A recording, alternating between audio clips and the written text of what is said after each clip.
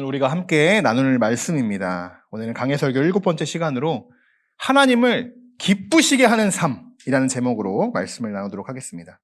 자, 오늘 바울은요, 형제들아, 우리가 끝으로 주 예수 안에서 너희에게 구하고 권면하노니 라고 이렇게 말씀을 시작하고 있습니다. 자, 이것으로 보아 어느덧 이 데살로니가 전서의 말씀도 이제 후반부에 이르고 있다라는 사실을 우리가 알 수 있습니다. 오늘부터 전해지는 이 4장과 5장의 말씀은요, 바울이 데살로니가에 보내는 마지막 메시지예요. 마지막 메시지. 마지막 메시지인 만큼 어떻습니까? 바울이 가장 전하고 싶은 메시지를 전하겠죠. 전하고자 하는 아주 귀한 메시지를 전하겠죠. 중요한 권면의 메시지를 전하게 될 텐데요. 자, 그중 오늘 바울이 데살로니가 교인들에게 가장 먼저 전하고자 했던 내용이 무엇인가? 오늘 그것을 우리가 살펴보는 시간입니다. 자, 오늘 말씀에 가장 핵심이 되는 주제는 바로 이것입니다. 어떻게 하면 하나님을 기쁘시게 할 수 있을까? 이것이 오늘의 핵심 주제예요. 여러분, 어떻게 해야 하나님을 우리가 기쁘게 해드릴 수 있는지 여러분 생각해 보셨습니까? 늘 왜 남편만 기쁘게 하고 또 아내만 기쁘게 하고 자녀들만 또 기쁘게 해드리냐 또 미처 생각을 못 하셨을 수도 있는데, 자, 오늘 말씀에서는요, 어떻게 하는 것이 하나님을 그럼 기쁘게 하는 것인가? 이 방법에 대해서 오늘 우리들에게 그 말씀을 알려주고 있어요. 자, 3절의 말씀인데요. 같이 한번 말씀을 읽어보겠습니다. 하나님의 뜻은 이것이니 너희의 거룩함이라. 곧 음란을 버리고. 아멘. 자, 우리가 하나님을 기쁘시게 할 수 있는 것은 무엇일까요? 거룩함이라는 거예요. 거룩함. 이것이 뭐라고 얘기합니까? 하나님의 뜻이다라고 말하고 있어요. 하나님의 뜻이다. 여러분, 거룩함을 하나님의 뜻이라고 말하고 있어요, 지금. 여러분, 우리가 거룩해지는 것, 이것은 여러분 하나님의 뜻인 줄 믿습니다. 레위기 19장 2절에서도요, 이렇게 이야기하고 있죠. 하나님께서 우리에게 이렇게 말씀하십니다. 같이 한번 읽어볼까요? 너희는 거룩하라. 이는 나 여호와 너희 하나님이 거룩함이니라. 아멘.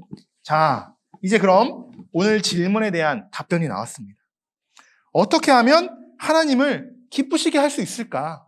우리들이 어떤 삶을 살아갈 때 하나님은 기쁘실까? 자, 우리가 하나님과 같이 거룩해지는 것입니다. 거룩해지는 것. 그리고 우리가 거룩해지는 것이 하나님의 뜻이라고 말하고 있는 거예요. 하나님의 뜻. 자, 그럼 우리가 이쯤에서 한번 생각해 봐야 하는 부분이 있어요. 무엇이냐? 이것입니다. 거룩이란 무엇일까? 거룩. 우리가 신앙생활 하면서 거룩이라는 단어를 많이 사용하죠. 그죠? 거룩하신 하나님 하면서 우리가 찬양도 해요.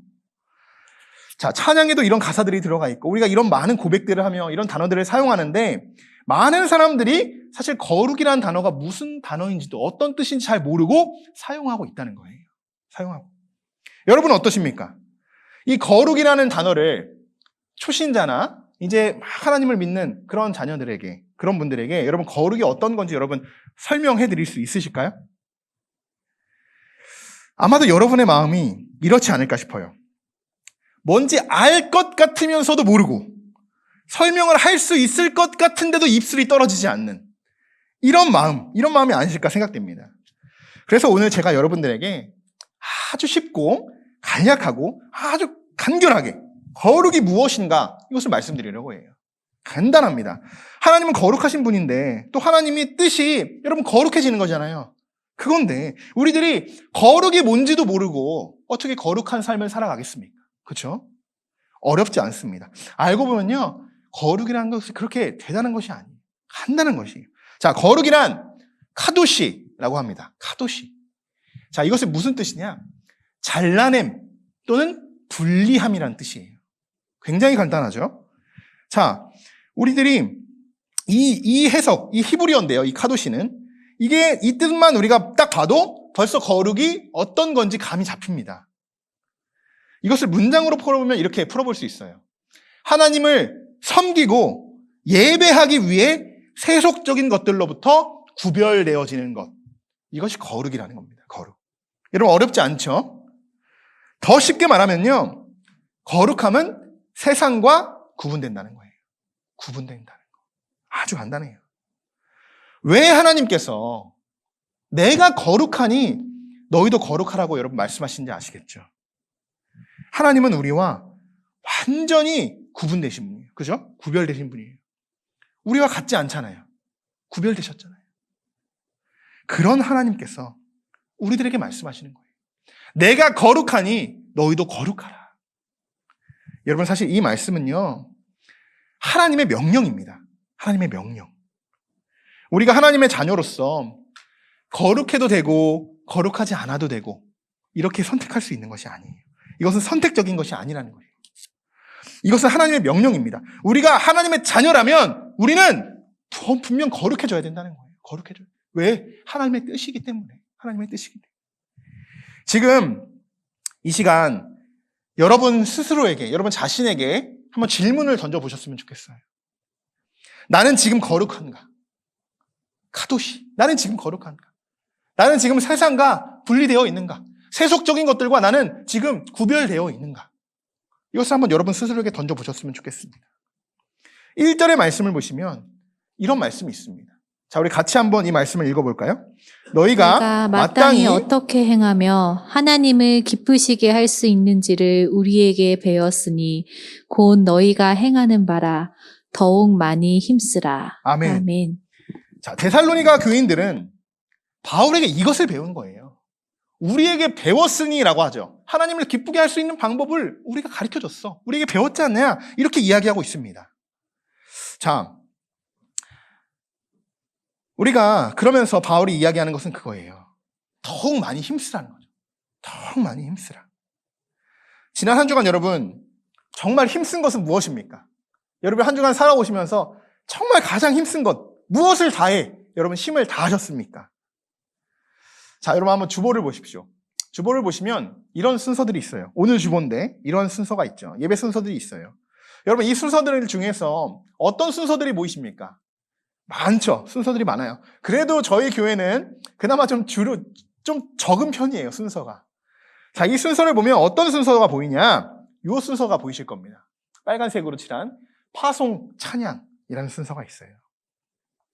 여러분 우리가 파송 찬양을 부르는 그 이유가 뭘까요? 이유가. 그리고 파송 찬양은 왜 말씀 뒤에 있는 걸까요? 찬양을 마치면서 또 그리고 우리가 무엇을 하죠? 파송 찬양을 마치고 결단 기도를 합니다. 결단 기도.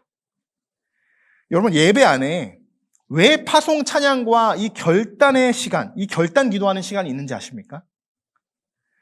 파송, 말 그대로 우리는 이제 하나님의 말씀을 가지고 하나님의 말씀을 우리가 붙들고 한 주간 세상으로 우리는 파송되는 거예요. 파송되는 거. 그리고 우리가 어떤 결단을 기도합니까? 어떤 결단의 기도를 합니까? 시험을 이겨낼 수 있도록 하나님 붙들어 주시옵소서. 믿음을 지켜낼 수 있도록 하나님의 말씀에만 우리가 순종할 수 있도록 영육 간의 강건함을 위해서 우리가 결단하며 기도하지 않습니까? 그러한 시간이에요. 파송 찬양과요. 그 뒤에 이어지는 이 결단의 기도 시간은요. 어떤 시간이냐? 하나님 앞에 거룩함을 간구하는 시간입니다. 간구함. 하나님, 우리를 구별시켜 주시옵소서. 내가 하나님의 뜻대로 살아가겠습니다. 여러분 이렇게 고백하잖아요. 그렇죠? 하나님 말씀대로만 우리가 살아가겠습니다. 이것이 뭐예요? 분리된 거잖아요. 분리된 것. 세상과 구별되고 그렇게 세속적인 것과 구별되고 살아가고자 하는 여러분의 마음 결단이잖아요. 그것이 거룩함이라는 것입니다. 그것이. 데살로니가 교인들은 이 바울의 신앙적인 배움을 통해서 거룩함을 배웠지만 지금 이 시대는 어떻습니까? 여러분들에게 누가 거룩함을 알려드리고 여러분에게 가르침을 하겠습니까? 하나님의 종, 목회자를 통해서 우리가 영적인 가르침을 받고 있습니다. 성도들은 하나님의 말씀을 듣는 거죠. 저의 말씀을 듣는 게 아니에요. 하나님의 말씀을 듣고 그 하나님의 말씀에 우리가 순종하며 거룩한 삶을 살아가고자 우리가 매주 결단하는 것입니다. 매주. 우리가 지난주, 지지난주 매 주일마다 결단의 기도를 하고 우리가 세상으로 파송되어졌어요. 그렇죠? 여러분 지난주 결단 기도하시면서 어떤 기도를 하셨는지 여러분 기억나십니까? 조용해졌잖아요. 여러분 우리가 이것을 한번 생각해 보자는 거예요. 우리가 그렇게 하나님 이렇게 부르짖으며 기도했지만 그 결단이 헛되지 않았냐는 거예요. 문 밖으로 나갈 때 그 결단 어느덧 잊어버리지 않았냐는 거예요. 여러분, 내가 했던 이 결단들을 우르르 무너뜨리게 했던 것 분명히 있을 거예요. 그죠? 그렇게 결단했어요. 우리가 기도했어요. 그런데 그 결단을 무너뜨리게 했던 그것이 무엇인지를 여러분 반드시 점검해 봐야 합니다. 이것이 중요해요. 우리가 결단하며 기도하는 것도 중요하지만 왜 그 결단이 무너졌는지 그 요인을 파악하는 것이 중요하다는 거예요. 왜냐? 그것이 여러분의 약점이기 때문입니다. 사단은 여러분의 약점을 아주 잘 알고 있어요. 아주 잘 알고 있어요. 그래서 여러분 스스로가 느끼지도 못할 정도로 아주 예리하게 영적인 거룩함을 무너뜨립니다. 어느덧 우리는 분리돼서 다른 길로 걸어가려고 하지만 우리가 모르게 나도 모르게 가다 보니까 다시 세속적인 길로 걸어가고 있는 거예요. 이것이 사단의 우리를 이끌어가는 그 방법이라는 거예요. 아주 예리합니다. 사랑하는 성도 여러분, 우리가 절대로 잊지 말아야 하는 것은요, 거룩함인 줄 믿습니다. 거룩함. 그리고 우리가 힘을 다해서 지켜야 하는 것, 그것도 거룩함이에요. 거룩함. 오늘 본문 3절의 말씀을 보시면요, 바울이 데살로니가 교인들에게 이렇게 말해요. 하나님의 뜻은 이것이니 거룩합니다. 너희의 거룩합니다. 라고 말하면서 뒤이어 뭐라고 말합니까? 곧 음란을 버리고. 이렇게 이야기합니다. 자, 제가 방금 말씀드렸죠? 여러분들이 영적인 흐름, 이 결단이 무너뜨리는 것 왜라고 했죠? 약점이기 때문에. 여러분 약점을 공격한다고 했죠. 지금 여기서 뭐라고 합니까? 거룩하라고 이야기하면서 곧 음란을 버리라고 이야기합니다. 이들의 가장 약점은 무엇입니까? 음란이었다는 거예요. 음란. 자, 3절부터 이어지는 말씀은요, 음란을 주의하라는 바울의 겉면의 메시지가 나옵니다. 자, 간략하게 정리해보면 이렇게 돼요. 3절에서 뭐라고 나오냐? 음란을 버리라고 이야기합니다. 그리고 4절에는 이렇게 이야기해요. 거룩함과 존귀함으로 자기의 아내를 대할 줄을 알고. 아내를 거룩하게 대하라는 거죠. 그죠? 구별되게 대하라는 거예요. 그리고 5절에 뭐라고 합니까? 세욕을 따르지 말고. 그리고 6절에 형제를 해하지 말라고 이야기합니다. 여기서 형제는 여러분 어떤 형제를 말하는지 알죠? 간음을 이야기하는 그런 형제를 이야기하는 거예요. 오늘 말씀은요, 바울이 데살로니가에 보내는 마지막 겉면의 내용 중이라고 했어요. 그죠? 마지막 메시지라고 했어요. 그 중에 첫 번째 메시지인 거예요. 바울이 가장 그들에게 정말 중요하다고 이야기하는 것, 가장 강력하게 이야기하는 것은 첫 번째로 거룩함을 잃지 말라고 이야기하는 것이고, 그리고 바로 그들이 이야기하는 것, 바울이 이야기하는 것이 바로 음란이야. 음란을 버리라는 메시지라는 거예요. 바울이 한두 절도 아니에요. 그죠?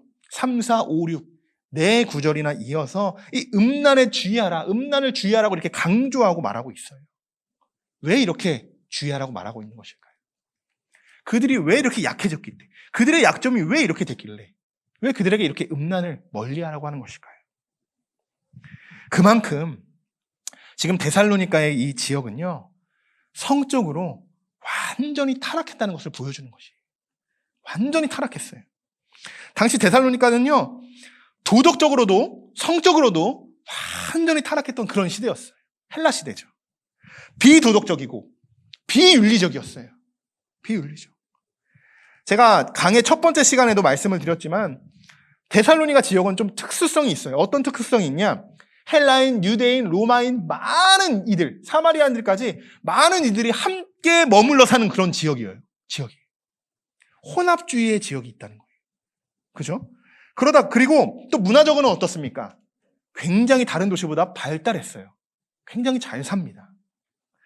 그런 도시, 그런 발달된 도시였어요. 하지만 안타까운 건 뭐냐? 안타까운 것은 도시가 성장했지만 사회는 도덕적 타락에 빠져든다는 것이죠. 이것이 좀 옳게 같이 올라가야 되는데 하나가 커지면서 하나는 완전히 밑으로 지금 떨어지는 그런 상황이 됩니다. 그러다 보니 늘 우리가 이런 도덕적 타락하면 빠질 수 없는 이 성적 타락까지 불러오게 된 것입니다. 당연한 결과였겠죠. 당연한 결과. 데모스 테네스라는 사람이 있어요. 데모스 테네스. 고대 그리스의 정치가이자 웅변가죠. 4세기에 활동했던 사람입니다. 자, 여러분, 오늘 데살로니가 이 말씀은요, 여러분 어느 세기에 쓰여져 있는 말씀이죠? 1세기에 쓰여져 있는 사람이에요. 1세기에 쓰여졌던 말씀입니다. 근데 지금 4세기 때 사람이 1세기 때 이 상황들을 바라보며 이 사람이 어떤 사람이냐? 정치가 이제 웅변가예요. 웅변가. 이 사람이 그 시대를 돌아보면서 이렇게 이야기를 합니다. 이 사람이 말했던 이 하나의 웅변했던 그 길이 있어요. 이렇게 이야기하는데 제가 한번 읽어드릴게요. 우리 남자들이죠. 우리에게는 쾌락을 제공할 정부가 있고 일상적으로 보살핌을 받을 수 있는 여종들이 있고 적법한 자녀를 낳고 가정을 지킬 아내가 있다. 이렇게 이야기합니다. 얼마나 지금 정부가 부패했는지 아시겠죠? 모든 성적 타락이 합법적이었다는 거예요. 묵인했다는 거예요. 성적인 문란함이 공공연했다는 거예요. 그 시대가. 여러분, 왜 바울이 아내를 거룩하게 대하라, 아내를 존귀하게 대하라, 그렇게 여러분 말하는지 아시겠죠? 하나님을 모르는 이방인과 같이 세욕을 따르지 말라, 남의 아내를 취하지 말라라고 이렇게 이야기하는지 말. 지금 이들의 상황이 그랬기 때문이에요. 이들의 상황이 그런 것에 너무 쉽게 노출되어 있다는 거예요. 그것이 정부도 지금 묵인할 정도로 많은 이런 성적 타락이 퍼져 있다는 거예요. 이런 상황 속에서 여러분, 그들의 믿음을 지키기가 여러분 쉬웠을까요? 어려웠을 거예요. 바울이 그렇게 어렵게 박해를 받아가면서까지, 죽음의 위협을 느끼면서까지 그들에게 복음을 전했지만 지금 그들을 끊임없이 유혹하고 있는 것은 바로 성적 타락, 음란이었다는 것입니다. 음란.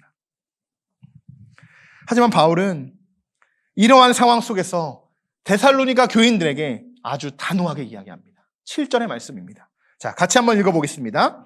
하나님이 우리를 부르심은 부정하게 하심이 아니요 거룩하게 하심이니. 아멘. 아멘. 자, 하나님이 우리를 부르신 목적을 그들에게 이야기합니다. 목적을. 뭐라고 이야기합니까? 우리를 부르신 목적은 부정하게 하신 것이 아니다. 곧 거룩하게 하신 것이다.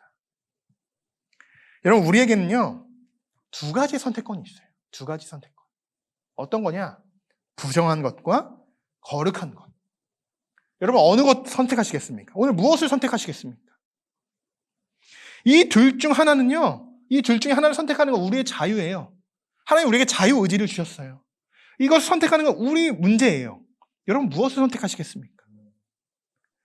선택하기 이전에 우리가 생각해 봐야 하는 것은요, 내가 왜 이것을 선택했을까? 내가 왜 이것을 선택하는 것일까? 그리고 내가 그것을 선택한 기준이 무엇일까? 이것을 생각해 봐야 된다는 것입니다. 자, 오늘 말씀에서 여러분, 거룩함은 뭐라고 기록되어 있다고 했죠? 하나님의 뜻이라고 기록되어 있죠.